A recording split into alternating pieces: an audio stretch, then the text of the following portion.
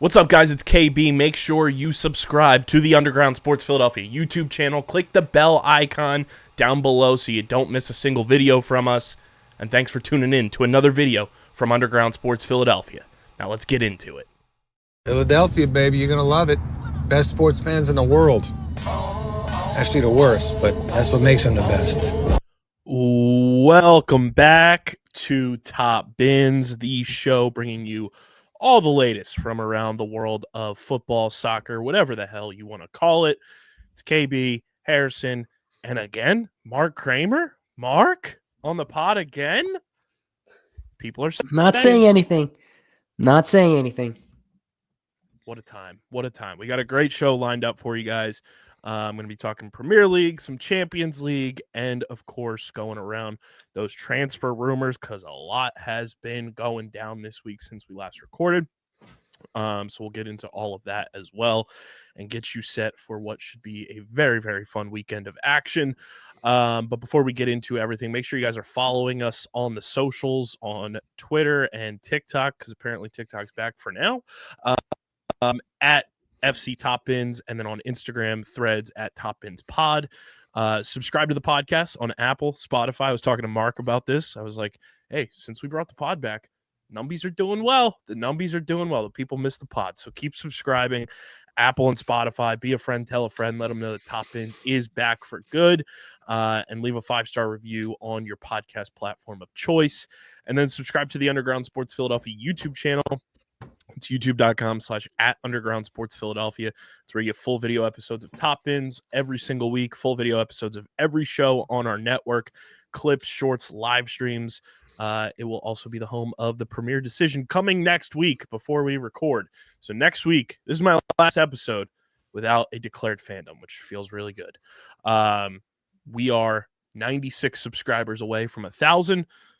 Let's hit that mark sooner rather than later. That way we can keep on chugging along and make even better content for you guys on YouTube. So subscribe, youtube.com/@Underground Sports Philadelphia. And the official Top Bins voicemail line is open. You can leave us a voicemail 24/7, 365. Rant about your favorite teams, transfer rumors, whatever it may be. Speakpipe.com/FC Top Bins. Speakpipe.com/FC Top Bins. It's linked in the description. Leave us a voicemail, 90 seconds or less, and we'll react to them if you leave them on the show. And, of course, the show is presented by Classic Football Shirts, and they just dropped one of the sickest new releases I've seen in a long time. They have available the Hummel 2025 Greenland away shirt. That thing is beautiful. Absolutely gorgeous.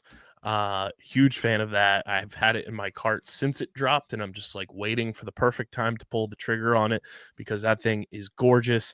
Classic Football Shirts, they are the go-to place to find the vintage, to find the up-to-date, amazing clearance items that you're not going to find those prices anywhere else. Find all your favorite Premier League teams, rep them, and use our link in the description. Shop Classic Football Shirts. And check out just their hundreds upon thousands of amazing football items to rep your favorite teams, get that good vintage look for your favorite squads. Shout out to Classic Football Shirts. How we doing, boys? How we living after another Premier League week, another Champions League midweek has come and gone. How we feeling? Feeling great. We're back. We're back. Not knock on wood, but it was famous last words. It was a good week.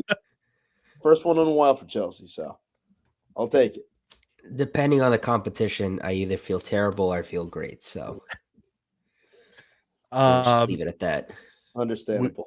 We will start with the Premier League and what happened last weekend. How the mighty have fallen. Did not see this coming, especially after we talked about their multitude of injuries and how they were going to sustain. But Bournemouth takes down Newcastle 4-1.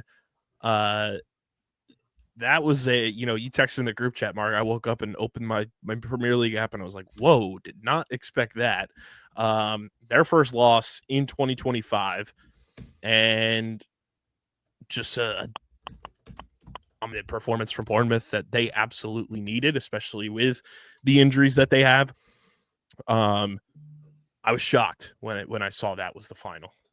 Yeah, it was insane. I mean, they've been playing pretty well recently, but not to the extent that I thought they were going to knock off Newcastle. They played Chelsea pretty well. Held us to a pretty good draw. Really needed a last-second goal out of Reece James in order to get where we needed to be. But I really wasn't expecting them to beat Newcastle. I thought that was a game that Newcastle would have had handily. But they proved me wrong, and I'm happy to see it. Yeah, Mark, I know you were happy.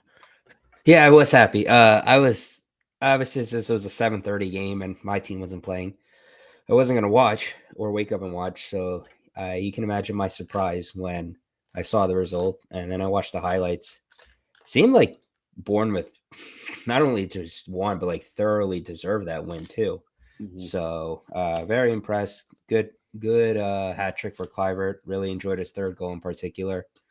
I think that was probably the surprise of the weekend in the Premier League for sure. Plus, Bournemouth had 18 fouls in this game. And you still managed to pull off a win. That is 6 yellows. Impressive. Brexit Just a ball, dominant baby. Brexit ball, yes, sir. But yeah, Newcastle, their first, drop decision of the year. I mean, I still think they're wildly talented, but I think that result is more of a reality check of like, hey, we can be beaten. And I think a team like that where they have been surging since, mid-December, not that you want your squad to lose, but I feel like if you're a Newcastle fan, like it's like, okay, this kind of like takes a little bit of the building pressure that we've had on ourselves for the last 2 months now of like, we're slowly climbing the table. Now all of a sudden we're in 5th. Now we're in Champions League play. Like, okay, we're humbled a little bit. Let's regroup, refocus, and like still be a top 5 team in the Prem. Absolutely. It's one of those losses that, again, you never want to lose, but it's one it's a shot in the ass. It'll wake you up, and we'll see. Let's see if it puts them back on the right track. We'll have to see how they do this upcoming week. But now they're down to 6th. They got leapfrogged by City, and that's also going to hurt them. So we'll just have to see how they respond. And based on how they respond, we'll see how this game affects them going forward. Crystal Palace 2, West Ham 0. West Ham picked up a red card in this one as well. It feels like Crystal Palace has kind of dug themselves out of that, relegation speculation that they were in just a few weeks ago. I mean, they're still, chilling in 12th, so they're kind of mid-table, but I feel like if you're Crystal Palace, that's where you're wanting to get from where you were previously. But a 2-0 result, and now West Ham, I don't know. It's one of those things we talked about, I think, last week, where we were like, with West Ham, you kind of just got to level things out and kind of float by the rest of the season and just try to stay as close to mid-table as possible.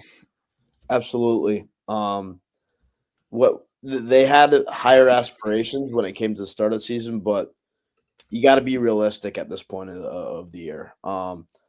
The chances of them making the top 6, maybe even top 7, are completely gone at this point.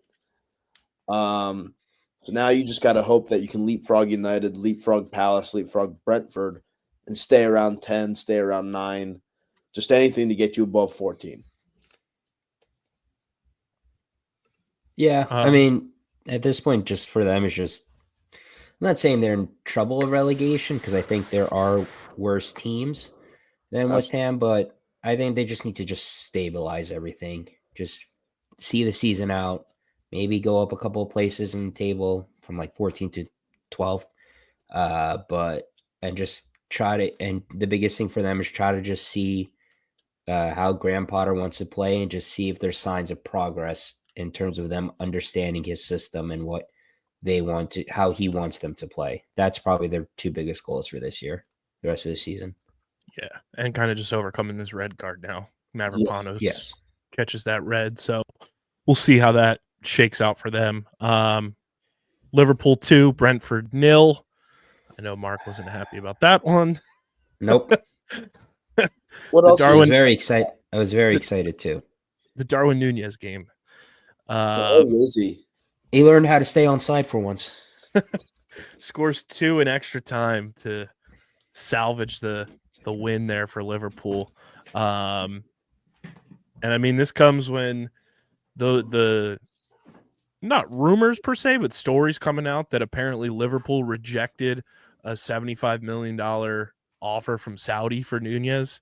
And they turned it down, and people kind of just like scratching their heads about that, where like you would have made profit on your Nunez transfer and everything. No, they wouldn't have made profit. Oh, right. It was like they bought him for 80. So right. Yep.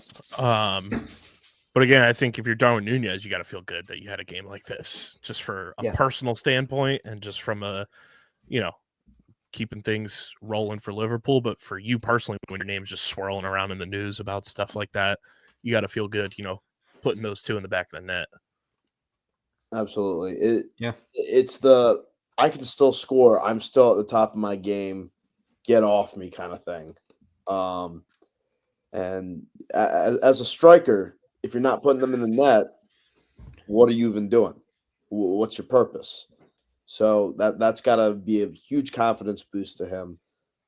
And it's so annoying that it was an extra time, though, because I was really hoping they'd eke out a draw. But we can't have nice things. So.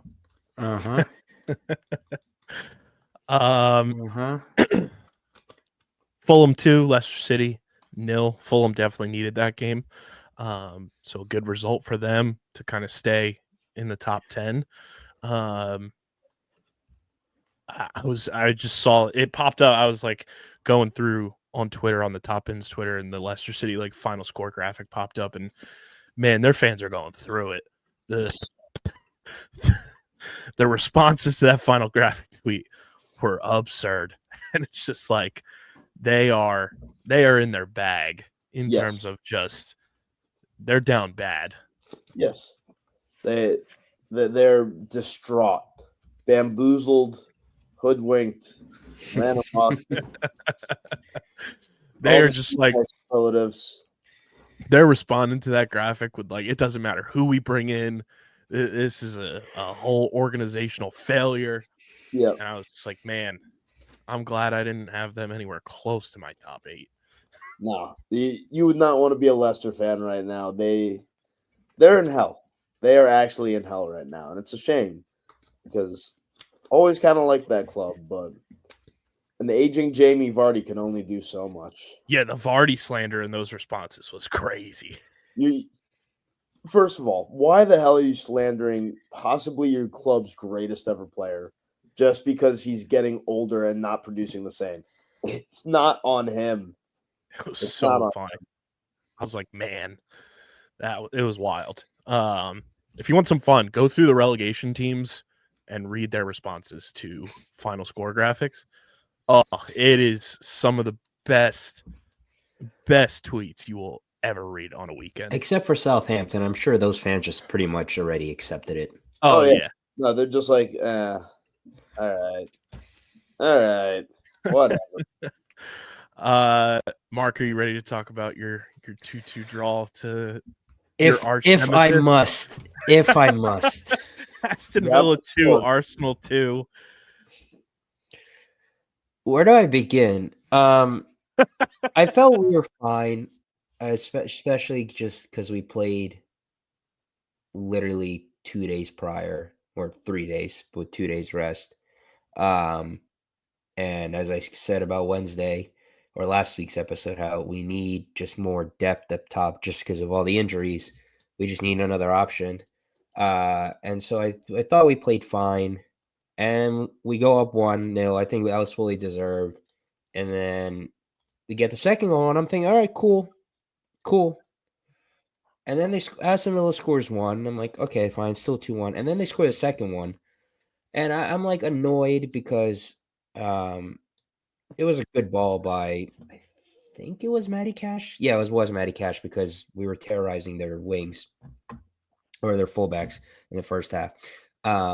Especially Martinelli. He was destroying Maatsen. And then I watched the replay, and I just want to say, the day that Thomas Partey no longer plays for my football club, I am going to get blackout drunk because, and like, I understand he's not playing his natural position fully in it, even though he's played it a few times already this year. But like, what are you doing? And especially in this day and age, in today's game, you cannot just be sitting and ball watching, especially without even at least looking behind you and playing first of all, the only reason he was there is because Saliba was out, and he was a huge miss for us because if he plays and Timber's on the right, then I don't think we can see that goal. Anyways, how are you just ball watching and not even looking behind you and seeing Ollie Watkins grew up as an Arsenal fan, for fun fact, but just not even look, just see that he's behind you, and then there's that, and then I think we score, but it was it pained me how when Marino struck the ball and when it went in, how he didn't celebrate at all. So like I was like, okay, so clearly something's up there. And then I saw it, and I thought at first it didn't look like it, but it clearly hit his hand. And if that's the letter of the law, fine, whatever. And then you can complain about that. That's the right call. It's just very frustrating because it seems just like our season this year has just been a Murphy's Law season, especially more so in the Premier League, where just everything that could go wrong has gone wrong, and we haven't gotten any breaks whatsoever. So, am I conceding the title? No, because I still worry about Liverpool, at least defensively. And especially with like Konate's comments, how like he's not 100% healthy. Trent's a fucking traffic cone in defense, but it's just going to be very tough going forward, especially we're down 6 points and Liverpool have a match in hand still. So can we come back? Yes. Will we? It's unlikely, but I still will believe in all the end. It's just a very frustrating because like whenever lately Arsenal have had a 2-0 lead, you think, all right, game's over. Like you won't even get a chance. So it's very frustrating for that to happen, but at least we didn't lose. And I also fucking hate Unai Emery.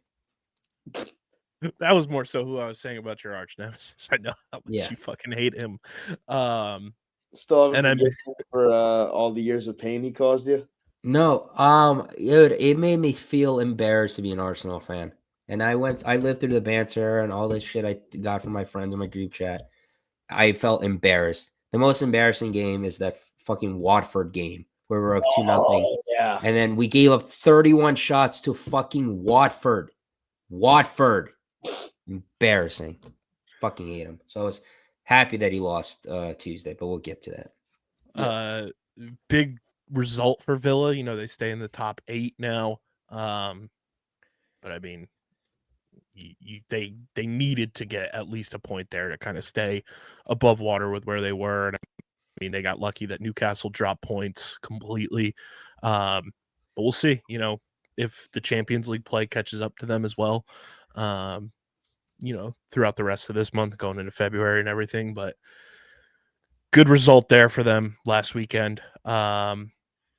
Moving to Nottingham Forest 3, Southampton 2. I really thought Southampton were going to do it. I really thought it was going to be the impossible, and they just miss out on just an unthinkable result there with the comeback. But I think this is a testament to Mark's point last week about kind of still not being fully sold on Nottingham Forest. They're still a very good club, but knowing that Southampton were that close to pulling an improbable comeback on them, especially in extra time, was pretty glaring, I'd say. I will be justified in the end. Will not even fall out of the top 4 completely. Is that when we're feeling it? I think they could. They could just fall off completely. I mean, they're lucky that I will be there when it happens. That's all I'll say. They are very lucky that they got goals this week. Like as a testament to what you said last week, they needed goals, and they actually got it this week. But this was the week that they also started conceding. So if that becomes a issue for them for the rest of the season, they start letting in more and more goals. Will their offense be able to keep up? And I agree with what you said last week, Mark. I don't think their offense will. I think they got lucky that they were playing a horrible club in Southampton. And if they go down 2-0 to like an Arsenal or a Chelsea, that's going to cause some issues for them. I think if they even go down 2-0 to like an Aston Villa, that's trouble. So yeah, or Newcastle. 100%. Like they have the ability to score, but I feel like they are just kind of predicating their style of play on how well their defense has played this year. But if they get leaky, like, do they have the firepower to come back and get to a draw, get to a win if they need it? That remains to be seen. They're trying to be the 04-05 Chelsea, but they don't have John Terry at the back. They don't have Petr Cech in goal. It's going to be hard to replicate that without the icons that we had. Mark, do you want to dance on Tottenham's grave? Before we do, I just have a question for you two. Do we think Southampton gets 6 more points before the end of the season so that they get the record for least amount of points? I don't think they do. I don't think they'll draw maybe like once or twice more. I don't think they get a single win for the rest of the year. I don't think so either, but all it takes is literally one fluky game. Yeah. They have one of the worst draws of the weekend. They have to play Newcastle on Saturday. Yes, Newcastle's coming off a 4-1 loss. Like their next 5 is home to Newcastle, at Ipswich Town. Like that might be points potentially. Like that could be a draw maybe. Then they're home to Bournemouth, and then they're home to Brighton, and then home to Chelsea or away at Chelsea to end February. Yeah, no, I don't see Ipswich is really the only spot I could see them potentially getting points in the month of February. Yeah, but even then, I don't think they're going to be able to do it because Ipswich have proven that they're able to win good games. So yeah, like your Chelsea. Yeah, exactly. And then like they're still home to Wolves in March. And Wolves are tippy. Wolves are genuinely fighting for their lives right now, so I don't think they're going to drop points to Southampton. They have Leicester in May. Okay. And then they have Everton in May. Well, Everton are riding high right now, so that's maybe 4 games, and I say maybe with emphasis that they could potentially get points one way or another. It's going to be interesting. They're going to go to Chelsea and win. Watch. And then Harrison's going to kill himself on this podcast. Harrison commits like seppuku live on pod. Either that or the last game of the season. Don't you you shut your mouth. Arsenal's away at Southampton. God, I'm just picturing Aaron Ramsdale standing on his head to prevent us from winning a title. That'd be one way to kick off your Memorial Day weekend, Mark. Oh my God! Don't even start. Is it really Memorial Day weekend? God, May 25th. Oh yeah, jeez. Yeah, that's gonna be crazy to watch because what's the mark again for Fewest points? 11. Yeah. They're getting close. Yeah. So we'll see, but good on Nottingham Forest for avoiding giving them points for sure. Yeah. Tottenham 2, Everton 3. This is great. I just love this. Dio dance, Mark. I just laugh at Spurs every single time. And don't get me wrong, like I think, like if I'm being realistic, like I think they're not as bad as their record indicates. I think Ange is a good coach.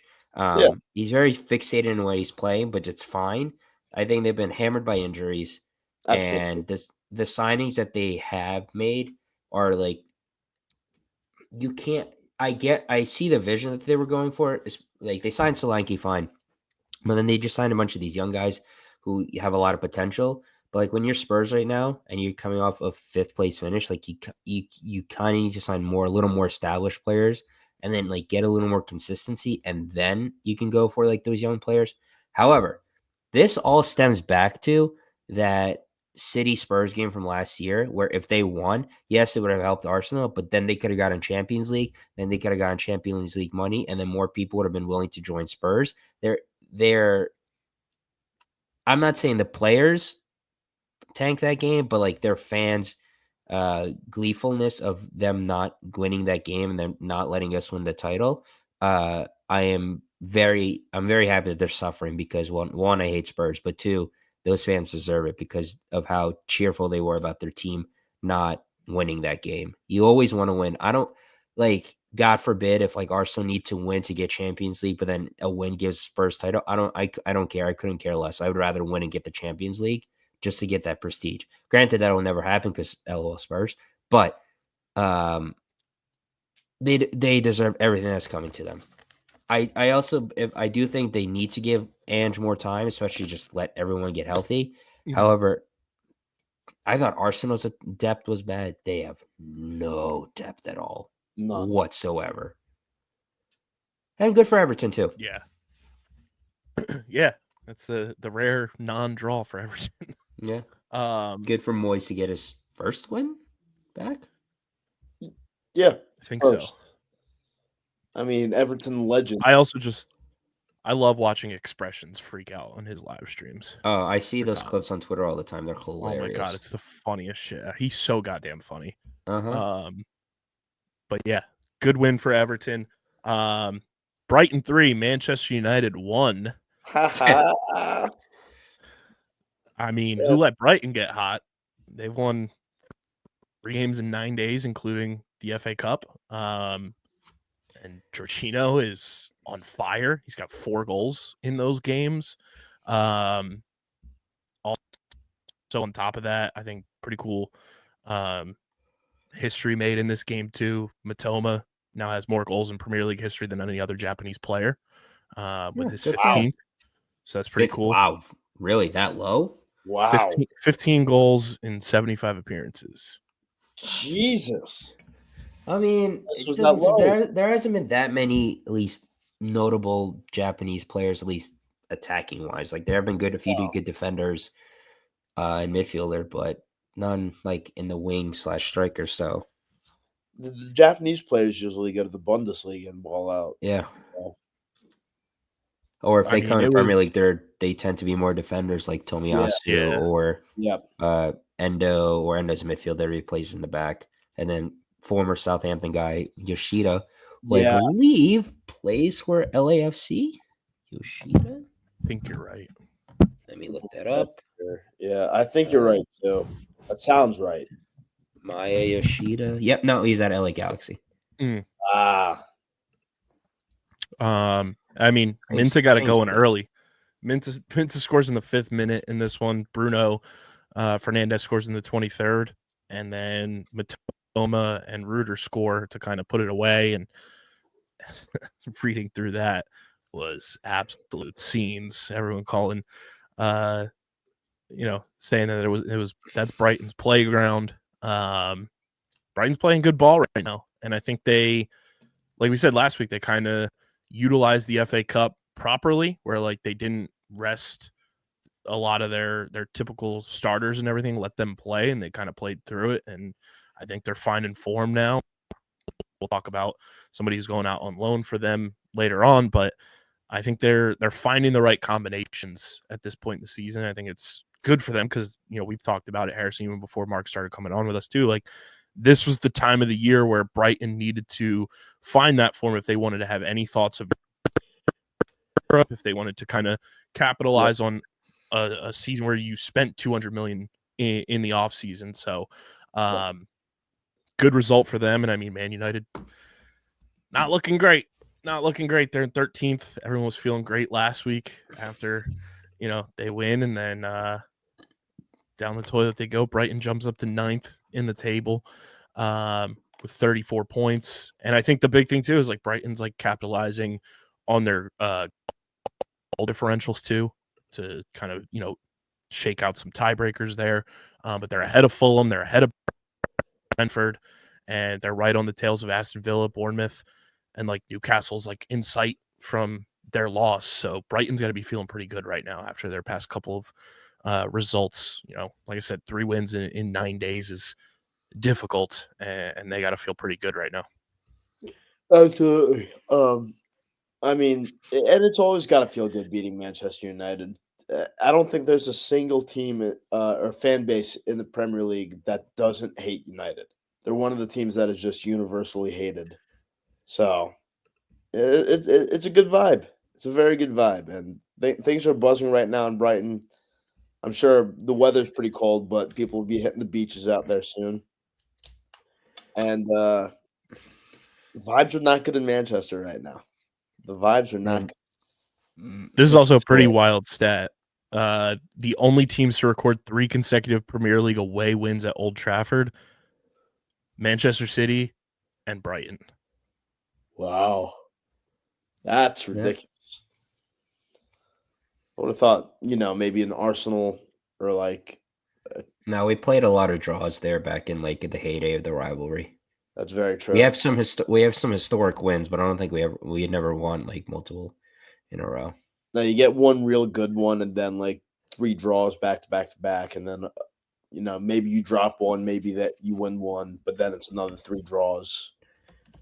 I think if we go to I'm gonna quickly look it up. Just history. I'm pretty sure if we win there, like at United, then oh no, never mind. Never mind, we lost 2-3. Never mind, carry on. Actually, yeah, go ahead. I was gonna say with Man United too, like where do you kind of see them going from here? Like obviously the names have been swirling in the news with them with transfer window and everything, but it's one of those things that again they're kind of in a similar spot to like Crystal Palace, Tottenham, kind of just like level the ships and try to stay as close to mid-table as possible if you're them. Pretty much, and just Ruben Amorim just trying to figure out which players fit his system and which players he just does not see fit. I just think it's very interesting that they hired a coach who I think is objectively is a good coach, but has such a specific system that he wants to play that like they need to spend money in order to get that, and they just don't have that money right now. They blew their money a while back trying to figure things out under. I'm blanking on the previous manager right now for some reason. Ten Hag. Yeah, they were trying to figure it out under Ten Hag, and now they got nothing for Ruben. And that organization is in shambles right now, and injected into my veins. Veins. Man City 6, Ipswich Town 0. Jesus Christ! What? Expected. It was expected, but that felt like 2022 Man City out there, not this year's City. It was a flashback to their most dominant era, and it was a treat to watch. But God, if I didn't hate it, And you lost to Ipswich. How does that make you feel? Oof! Wow! We are gonna get back against City later on. I ain't worried about them. Ed Sheeran will always have that win over you. Fuck Ed Sheeran. I say it every week. That ginger prick. Why don't you make another album cover with another math symbol on there? That is one of the most obscure sponsors I've ever seen. Yes. Yeah.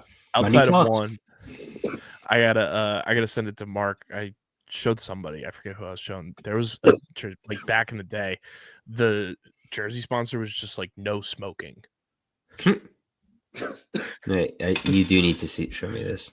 Well, then there was time Barcelona had the Spider-Man logo on the front of their kit to promote the Tobey Maguire Spider-Man movie.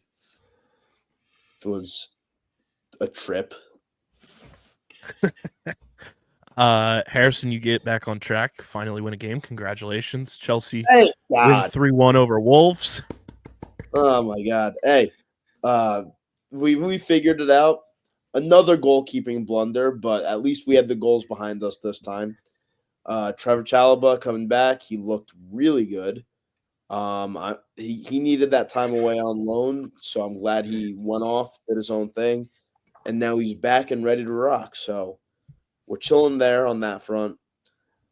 But seriously, the goaltending issues need to be fixed because we cannot have another issue like Robert Sanchez had this week. That goal was insane. You can't let that in. You can't. You are a Premier League goaltender, and you're letting that shit in. Get the fuck out of here with that. No, we cannot allow that to continue going on. And at this point, it's going to have to be a summer transfer move. But we need someone behind in the sticks again. Yeah, that was quite the match week. Table, Liverpool still up top, like Mark mentioned, game in hand still. They got 50 points. Arsenal with 44, Nottingham Forest with 44, Chelsea with 40 back in that Champions League spot. Woo! Man City with 38, Newcastle with 38 in 6th, Bournemouth with 37, Villa with 36, Brighton with 34, Fulham at 33. That's your top 10. And Brentford, Crystal Palace, Man United, West Ham, Tottenham, Everton, Wolves. And then relegation nation is Ipswich Town with 16, Leicester City with 14, and then Southampton with that ever elusive 6. It should be noted that Ipswich is only in relegation because of a goal difference. Yeah. Yeah. It's also just funny looking at the table. Just Spurs are 15th, but they have a plus 10 goal differential. Third. That's like one of the big things that sticks out to me with the table is like their goal differential, and they're like right in the and then Villa's 8th with a negative -1 goal differential. Yeah. It's a weird year in the Premier League, but it's been fun so far. So I ain't got no complaints, except for Robert Sanchez. That guy sucks. It's also just funny, like for all the talk about Arsenal not being able to score, and we have the 4th most goals, but yeah, we still can't score. Yeah. Yeah, it's like West Ham's ahead of Tottenham, but West Ham has a -16 goal differential. The beautiful game, baby. The beautiful game. Insane. Do we want to shift to Champions League? Yes, sir. Before we do, want to talk to you guys about our good pals. You know where you can watch Champions League, guys? It's Paramount Plus. You can stream Champions League on Paramount Plus all season long. It's available to you. Plus, I think Paramount Plus, bang for your buck. One of the best streaming platforms out there with their back catalog and all of the viewing options. Plus, for all you American fans listening to the show, you can also stream the AFC Championship game on Paramount Plus coming this Sunday. But don't second of Champions League action. Use our link in the description. Sign up for Paramount Plus today and check out everything going on with the Champions League on Paramount Plus. Like I said, use our link in the description and sign up today for Paramount Plus. How are we feeling about results from this weekend in Champions League play, boys? Well, it was a week in the Champions League. Exciting shit went down. So I feel great. So yeah, that Barcelona game was one of the best games I've ever seen in my life. Yeah, a lot of good results for some teams, some fascinating results. A game we talked about when we brought the pod back happened this week. Monaco takes down Aston Villa 1-0. So that's, something to keep an eye on for sure. When it comes to Aston Villa and just like Champions League play, catching up to them? What do they want to do when it comes to Premier League versus Champions League and kind of staying afloat in both? But Monaco with a big result there. Atalanta with a 5-0 win. They just keep cruising along. They're feeling good right now. Yeah. Barcelona survived Benfica 5-4. Benfica catches a red card as well. One of the craziest matches I have ever seen. When Benfica went up, what was it, 3-1, 3-0, something like that? I thought it was over. And then Rafinha scores a 90-plus 5-minute winner. Just phenomenal football from all ends of the pitch. Pulling here. Atletico Madrid takes down Leverkusen 2-1. Both teams catch red cards in this game too. PSV gets a 3-2 result. Liverpool win 2-1. Juve with a draw, 0-0 with Club Brugge. Bologna take down Dortmund 2-1. Red Bull Leipzig with a 2-1 win over Sporting. Inter survive Sparta Praha 1-0. Feyenoord takes down Bayern 3-0. Mark, you guys get a nice little 3-0 clean sheet. How we feeling after that result? Feel good. Very professional performance. I thought never really any in doubt, especially after we got that early goal, like 2 minutes in. A little couple of scares late in the first half, just being a little sloppy at the ball. But overall, very happy, professional. 3 goals from open play, which was nice. Wanyeri's back, thankfully. So I think he'll get the start on Saturday against Wolves. I'm overall happy, and this not officially, but like this basically clinches our spot in the top 8. Because we have let me quickly check, plus 12 goal difference. And just results need to go really crazy. But I'd like to try to get top 2. So I'm being the biggest Atalanta fan next week. Just because if Barcelona lose and we win, we get second place, because then we can avoid Liverpool altogether until the final. But overall, I feel good. I think defensively we're really solid overall. I think we've conceded no goals from open play so far in the Champions League. One was from a corner, and then one was from a penalty. So I feel pretty damn good about our chances. I do think we can make a run, especially if we can just get healthy and get like Saka back more than anything else. Milan get a 1-0 win over Girona. That's a huge result for them, and that's kind of their focus. Harrison and I were talking about that. I've been talking with Dom about that as well. Everyone's talking about Milan's not in the best spot in SerieA right now on the table, but like their focus is so clearly just being elite in Champions League, and that's what it should be. So they get another good result today as we record this on Wednesday. And then the match we talked about, me and Harrison, and I think we brought up your first episode too, Mark. PSG 4, Man City 2. Man City on the cusp. Oh, God, please give this to me. That's all I ask for. But like, I highly doubt it. But Club Brugge, they're apparently hard to score on because they've only conceded 8 goals. So, I mean, for being realistic, I still think Man City win and they advance. But from being up 2-0 to conceding 4 in the second half, yikes. Yeah, right now Man City first team out. Please keep it that way. I will lose my goddamn mind if that's how. I'd love nothing more. I'd love nothing more. Real Madrid dominate Salzburg 5-1, and then Celtic with a 1-0 win over Young Boys. They catch a red card, but they get the result there. And then the final matchups, match day 8 out of 8 for Champions League. Liverpool PSV. We'll see if Liverpool, just continue their run at the treble. Like you said, Mark, Man City, Club Brugge, Benfica and Juventus, Aston Villa, Celtic, Milan, continue their, surge. They're trying to stay in that top 8, obviously. But it should be a fascinating, final round of the opening round of Champions League. Do you think the top 8 kind of stays as is, Mark? I think so. I think Atalanta should get it, especially with their plus 14 goal difference. Who'd you say Aston Villa is playing? Aston Villa is playing Celtic. They should win, but as long as Bayer Leverkusen win their last game, then they'll be fine. Unless like Aston Villa just like have a ridiculous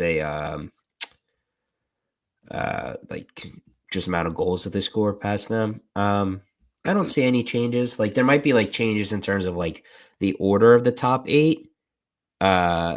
But I feel pretty confident, especially if like Arsenal just take care of business at Girona, which I fully expect them to do so. There shouldn't be that many major changes. Yeah. Yeah. So we'll see how that shakes out. That's next week, obviously. So we'll be talking about that on the show next week for sure. And you can leave us a voicemail as well, speakpipe.com/FC Top Bins. Let us know if your team's in Champions League, how you're feeling about it, if you're just watching as a spectator as well, your thoughts on everything going on. But we do have more Premier League play coming up this weekend. Yes, sir. Yeah. And it all gets started. What's that? No international break for a minute, thankfully. Yes. Yeah. So everything gets going Saturday, 10 a.m. Everton at Brighton. I mean, this is another spot for Brighton to just continue their winning ways. We talked about this, Harrison, when we were looking at the schedule a couple weeks ago. It's like this pocket of games is where Brighton needs to like capitalize to kind of regain form and find their way towards, Europe and everything. So This is kind of before this gauntlet run that they have coming up in February. This is a huge game for Brighton. Yes, they need it, as do their opponents. But they're on a rough run of form here, and they're hoping for the best, or not run of form, but rough group of matches coming up, and they're hoping that their good form will continue. Yeah, Ipswich, Liverpool. Mark, you got to be like pulling your hair out. It's like, come on, these guys just continue to get I need them to go through a run of form where like they play like difficult matches. That's all I'm asking for. Right. Well, hey, Ipswich can do to them what they did to us. So, except Liverpool are a good team. So, wow. hey, I mean, don't forget we have a guy in the team of the year. Don't forget that. Don't forget that. So I'm pretty sure we do too. Wait, do you? I think I'm pretty sure Saliba's in it. Well, let me double check here. If he's not, then the entire thing's a sham.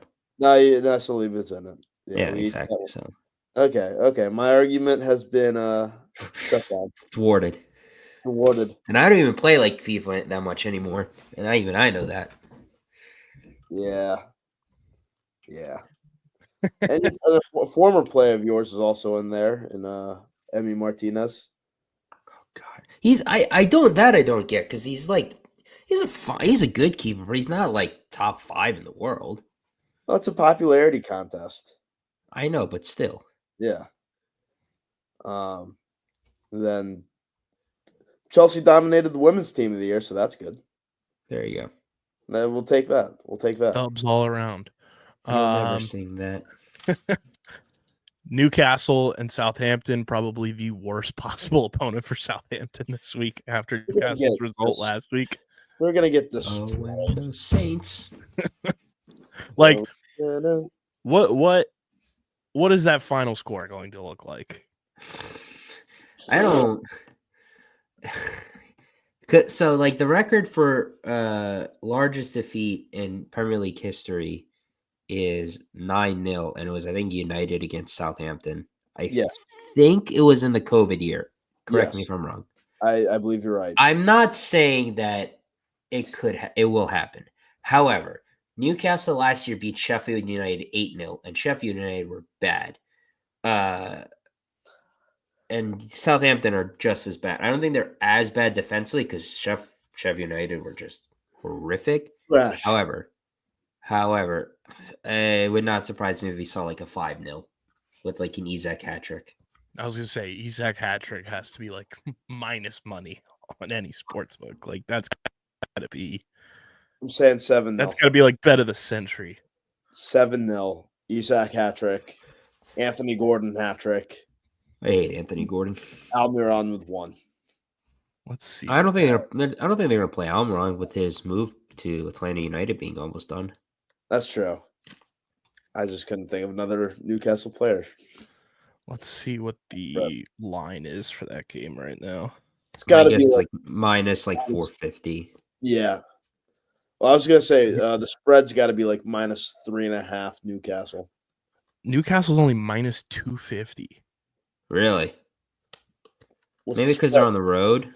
Probably because they're on the road. But what's the spread? Draw no bet is Newcastle minus 700. Oh, okay, yeah.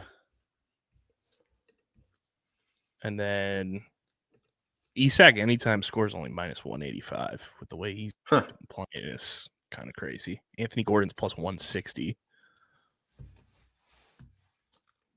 And let's see. Yeah, that's crazy. Newcastle's got to be hammer that. Arsenal Wolves. Mark, how we feeling going up against Wolves? Nice. I feel good. Like, I mean, it's not easy going to Wolverhampton, but we play our game. It should be like not an easy, but it should be like a 2-0, 3-0, 3-1 game. Like, absolutely, I don't think Wolves can score that well. Like getting Wanyeri back. My only concern is apparently Miles Lewis-Skelly got hurt in training yesterday, and Calafiori can only make 20 minutes of training, which is fine. That's not that big of an issue just because he's just coming back from an injury. However, I'd like Miles Lewis-Skelly back, just because as much as I like Zinchenko, he's our version of Trent in defense, and so we'll see. But overall, I feel pretty confident. I fully expect us to win. Yeah, I agree with that. Potential game of the weekend: Nottingham Forest, Bournemouth. The way Bournemouth's been playing, like, it's gonna be fun. Be a good one. Should be a good one. It'll be a big test, I think, for Bournemouth. Offensively, and then Nottingham Forest kind of, being able to continue their ways of success and seeing what they can do. But I mean, Bournemouth at any time can pop off, like we've seen. But I think this will be a good test for both teams, nonetheless.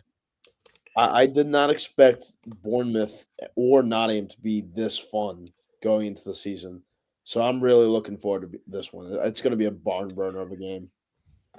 Yeah, it should be a good game for sure. I mean, I won't watch because Arsenal are playing at the same time, but I'll catch the highlights or maybe watch replay on Peacock afterwards.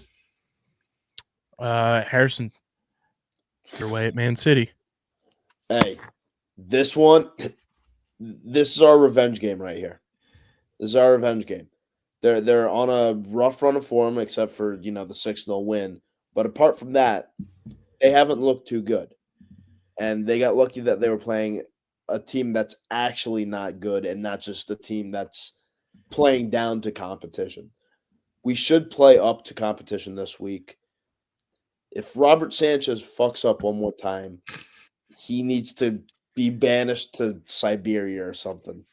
And who are you going to play in return? Anybody. Like, genuinely, what's her name? The goaltender for our women's team. She's real good. Throw her in there. She'd do a hell of a better job against them than just grab one of the mascots. Yeah. We can bring in Leo the Lion or whatever his name is. And then just put him in there. Or again, the 13-year-old kid would do a better job. But that game's at 12:30 Eastern as well. They'll standalone game there on Saturday. I will tune in and I will text throughout that group chat group chat there. And if I'm silent, it's because I'm bashing my head up against the wall. And then on Sunday, we've got Leicester City at Tottenham. If Spurs don't win that one, then Woo! oh boy. Oh man. Boy, then we might really have to start talking about Ange out. It's gonna be a 0-0 draw. I feel it in my bones. No, there's no way. Spurs, we shut them out. Yeah. No one else can. So okay, never mind. It's gonna be a 1-1 draw. How's that? yeah, that's fair. Yeah. And then Brentford at Crystal Palace. That'll be an interesting one, kind of mid-table matchup there. I would say Crystal Palace need that game more than Brentford, but I think they both stabilize. It's just one of those mid-table clashes that should be pretty fun to watch the highlights back. West Ham at Aston Villa. That'll be fine. Interesting, I think, for both teams. Like we said with West Ham, kind of just trying to stabilize and stay above water, and then Aston Villa coming off Champions League loss, seeing how they perform there and try to get a bounce back and try to get a win in Premier League play after that draw against Arsenal, and then Man United at Fulham at 2:00 Eastern on Sunday. That'll be a fun game. That's all I'll say at that. Yeah, fun. Because by the time that game kicks off, my mind's going to be focused on the Birds. So. Hold on, we're shifting into Go Birds mode. Go Birds! Yeah, exactly. So yeah, that's the matchups of this week coming up. And now we will shift to transfer talk, and it's brought to you by our friends over at Biñho. It is the next big tabletop game for your tailgates, your man caves, your she sheds, whatever you want to pop it open in. Biñho is just incredible. I've got 3 boards down here in the studio, and they are just popping off all the time. It's truly like paper football meets foosball, and it will get the party going. You break out a Biñho board, it's going to be rocking. Genuinely some of the most fun in a new age tabletop game I've ever had. You guys can use our link in the description and use code BiñhoBennett62 for 10% off any order from our friends at Biñho. Check out their Arsenal, Liverpool, Man City boards. They've got a ton of officially licensed MLS boards, some just traditional ones as well. And you can also customize your own Biñho board. Plus, they have the accessories. They've got amazing stuff. And all around the country, I think their 2025 schedule should be dropping soon. But they have like invitationals and regionals and stuff like that, tournaments. So check it out. Biñho is truly the best. Use our link in the description and use code BiñhoBennett62 for 10% off any order from our friends at Biñho. Transfer rumors are running amok, ladies and gentlemen. Should we start with Man City's captain going to SerieA? Kyle Walker officially going to AC Milan. Contract is valid until June 2027. It's a loan move with a buy option clause, but it's not mandatory, and Milan is going to cover the salary of the contract. Wild. I never thought he would transfer away from United or City to a team in Italy, but I guess here we are. It's like he's been rumored to leave for like a couple of years now, so it's not a surprise. And Pep is one of those coaches, which I think more coaches should be like this, where like player wants to leave, just let him go. Mm-hmm. Yeah.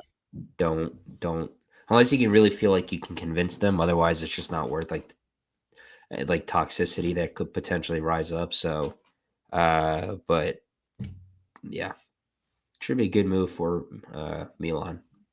I agree. Yeah, I know. I was reading something like Zlatan had a lot to do with the move, like finally coming to fruition. So yeah. We'll see how Kyle Walker, joining up with Milan helps him out, across the board. See if it helps them surge up the SerieA table. But a big move for them nonetheless. Absolutely. Speaking of Man City, I saw this before we started recording from the Manchester Evening News.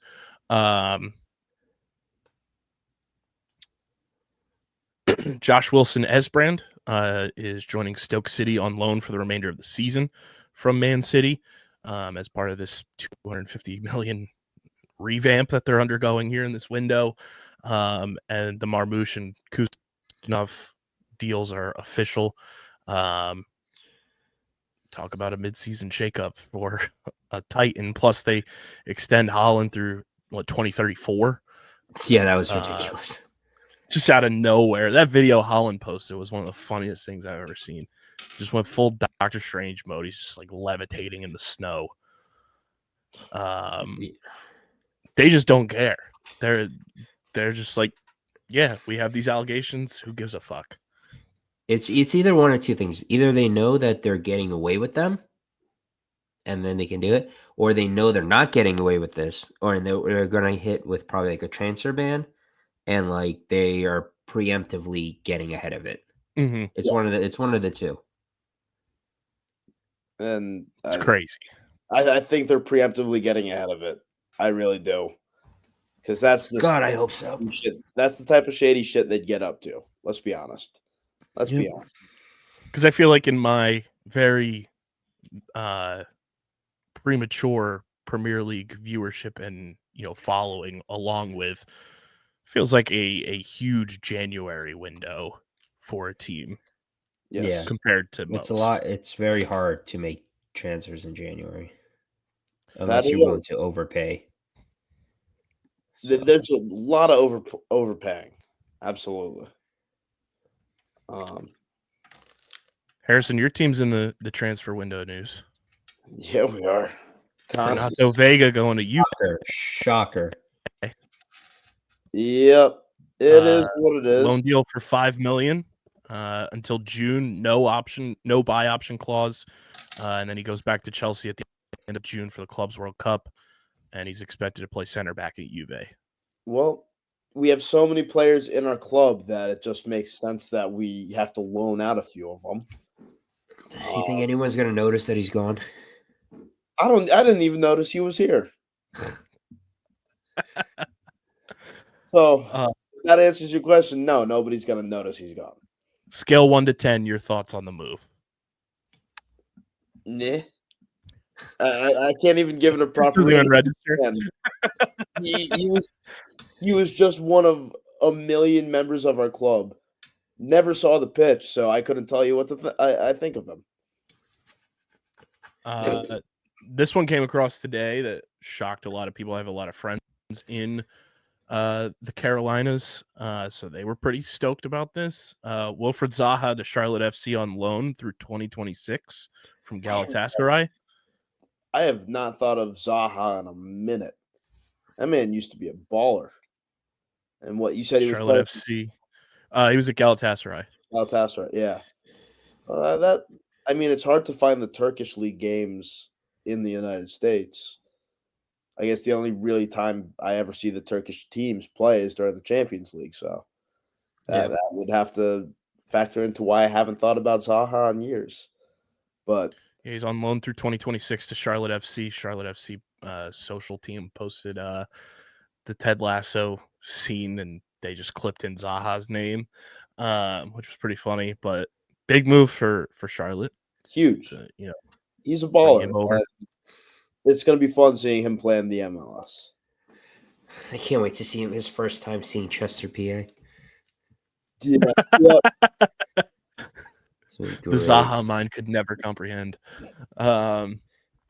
Anthony on loan from Man United to Real Betis. Whew. That was a flop of a move. It's probably arguably the worst transfer in Premier League history. It's up there. It's absolutely up there.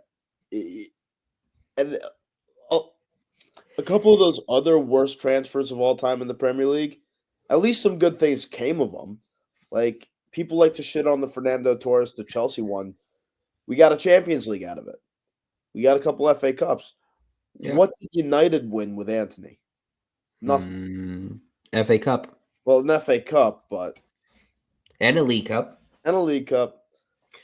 Nobody was terrible. But what did he do in those? Yeah, he spun around a couple times. He did some fancy little tricks. You should all thank us because he scored against us on his league debut, and then everyone thought big things, and then he's been terrible ever since. So you're welcome, everyone. We appreciate it. We appreciate it. This one kind of came from the clouds a little bit, came through officially today. Julio Enciso on loan to Ipswich Town from Brighton. It's a full loan, no option to buy. He's on loan until June 2025. But apparently a multitude of teams were in the mix to potentially go after his services, from Chris Perez 7 on Twitter.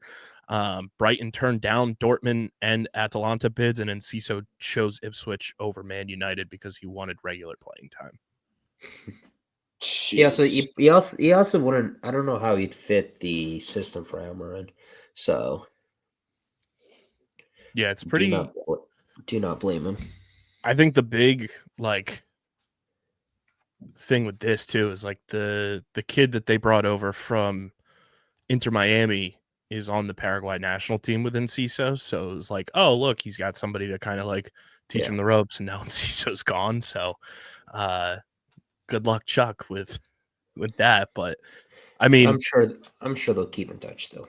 Yeah, and I mean it's only through June, so it's not like he's gone and there's no option to buy. So I think it'll be good for Enciso. He's still very young, so it'll give him a good opportunity to play. And I mean, Ipswich now has had a couple of January transfer moves here, so they're battling that relegation. You get a player like Enciso to come in, I think that can only help you. Yep. Absolutely. And then the other one that is kind of more of a summer transfer move. I was talking to Mark about this off pod, Harrison. It's kind of like an under the radar type of thing that we're going to keep our eyes on because it's a fascinating kind of story. Stefanos Zimas, he's from Greece. He's 19. Yeah. It's an interesting case because he's on loan right now. I forget what team he's on loan to. Pull up the Nuremberg. So he's on loan at Nuremberg. Nuremberg's trying to sign him in the summer, but then there's also 2 Premier League teams that are vying for his services that all accounts are saying both of these Prem teams have a 25% chance to sign him. Those teams being Liverpool and Brighton. And I was talking to Mark and I said, this kid feels like the most Brighton move ever with the way that they scout and kind of find these under the radar, non-traditional guys that are outside of England. They go to Brazil, they go to Japan. A kid from Greece is just that's a Brighton staple type of move. But I do find it fascinating that it's here's the club he's with, who will have to try to find the money to sign him. Brighton, who's kind of that mid-table right now, and this fits their bill. But then on top of that, you have a Titan in Liverpool trying to sign this kid. So it's the 3 stages of, club fighting for a young stud kid who, in the article, his professional comp is Benjamin Sesko. Interesting. Okay, yeah, that's a very Brighton move to make. I rock with it. So it's definitely something we're going to keep an eye on because it's just kind of came out of the clouds across my timeline, and I was like, oh, this is interesting. And then just reading up on it, seeing the teams involved and seeing the potential moves that could happen with him.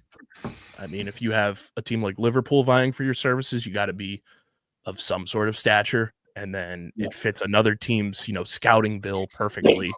So definitely an interesting move nonetheless. And then I saw too, before we started recording, potentially Rashford staying put, which all this noise getting made for nothing. Who knows what's going to happen? Hilarious.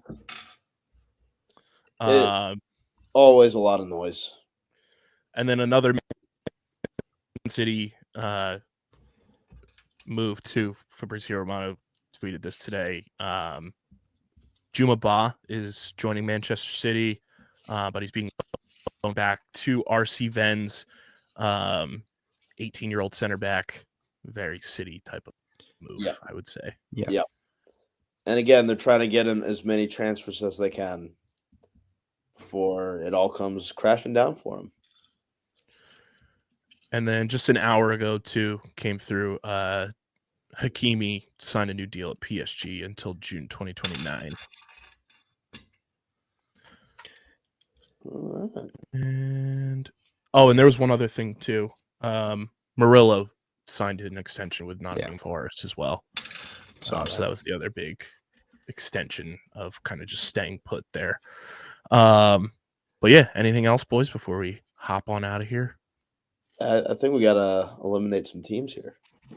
Oh yeah, we have a double elimination here for the premier decision coming next week on our YouTube channel, where I will next week have a team to wax poetic about week in and week out on this show. And I got to say, it has been one of the most difficult things in my entire life to host a podcast for about a month, knowing who my team is and not being able to openly talk about it. So I'm very happy to finally have the gag orders off next week. But in case you don't know, the teams that are remaining for my fandom, we eliminated our first teams eliminated were Man City and West Ham, which left Newcastle, Liverpool, Aston Villa, Arsenal, and Crystal Palace. First team going down in this elimination, this double elimination chamber. Mark, you're going to love this one. Aston Villa is out.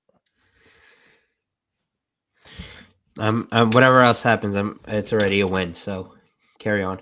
Now I know I had sent Mark after I eliminated West Ham and Man City. The team he thinks I'm picking was still alive. Did you think it was Aston Villa? No, never mind. No, because you wouldn't disrespect me like that. Now, my big reason for eliminating Aston Villa is I want to find his actual title. So you'll love this too, Mark. Chris Heck, who is the former Philadelphia 76ers business ops guy, is the current business ops at Aston Villa. That asshole, god damn. Now, for anybody that doesn't know, Chris Heck, another reason to hate him. He's the worst and was the number one reason why the Philadelphia 76ers would not bring back the Allen Iverson era jerseys as their City Edition jerseys in the NBA. And if you refuse my favorite team, look back into my childhood, it's a big fuck you on the way out. So being that Chris Heck works for that organization, Aston Villa automatically was not going to be picked. Yeah. But yeah, he works at Aston Villa as their head of business ops. So another reason for you to hate Aston Villa. Of course he does. Of course. Plus, and the other thing too, because when they dropped their 150th anniversary kit and everything, Harrison and I were like, "Oh, this is sick!" And then we click on the link. They're a Fanatics team. Yeah, which is just brutal. Just brutal. So Aston Villa is out. So Man City, West Ham, Aston Villa, they're done. On the flip side, the final team eliminated on this elimination chamber is indeed Arsenal. Damn it. Damn Rip. it. Rip. It is indeed Arsenal. Now, I have no bad blood towards Arsenal. May I ask your reasoning then? The more I've watched, as the season's gone on, I just couldn't resonate with the team. I couldn't find a connection one way or another, and not being able to kind of find a way to connect was tough. So, but I do have hella respect. I love Saka. I think he's awesome. My star boy. Come back Arsenal soon, please. Eliminated, which brings us to our final four. The final Newcastle, Liverpool, Brighton, Crystal Palace. Mark, was the team that you thought I was going to pick still alive? I genuinely thought you were going to choose Arsenal. But okay. There are two teams that I don't want you to pick for two very different reasons. but I will not say until I'll say next week which two they were. You can give us one because the team I'm picking is already selected. I'll wait. So it won't sway my decision. Yeah, I'll wait until next week. Fair. But the If Premier that's decision if will I'm air even our on. YouTube channel. Ooh. Ooh. Yeah, transfer window's close to closing. Will Mark stay put? Find out next week. Exactly. But yeah, Final Four: Newcastle, Liverpool, Brighton, Crystal Palace. We will see where my fandom lies, and it will be nice to have talking points and banter and discussion about a team that I'm rooting for on this podcast for the very first time. So yeah, leave us a voicemail. Let us know who you think I pick from the Final Four as well. Be sure to follow us on the socials on Twitter and TikTok at FC Top Bins and at Top Bins Pod on Instagram and Threads. Subscribe to the pod, Apple, Spotify, or wherever you get your podcasts in audio form. Leave us a 5-star review. It goes a long way for helping the show continue to grow, helps more people find Top Bins and all of our podcasts here at Underground Sports Philadelphia. And subscribe to the Underground Sports Philadelphia YouTube channel so you get this podcast in video form every single week, plus all of our podcasts in video form, and where the Premier decision will be available next week before we record this podcast. So definitely don't want to miss out on it. And we're ever so close to 1,000 subscribers. So go subscribe, leave a like on the video, drop a comment in the comment section, and click that bell icon so you know whenever new videos go live. And this has been another episode of Top Bins. We'll see you guys next week. Enjoy all of the games going on this weekend. And from all of us, I think I speak for us all, go Birds. Go Birds. Go Birds.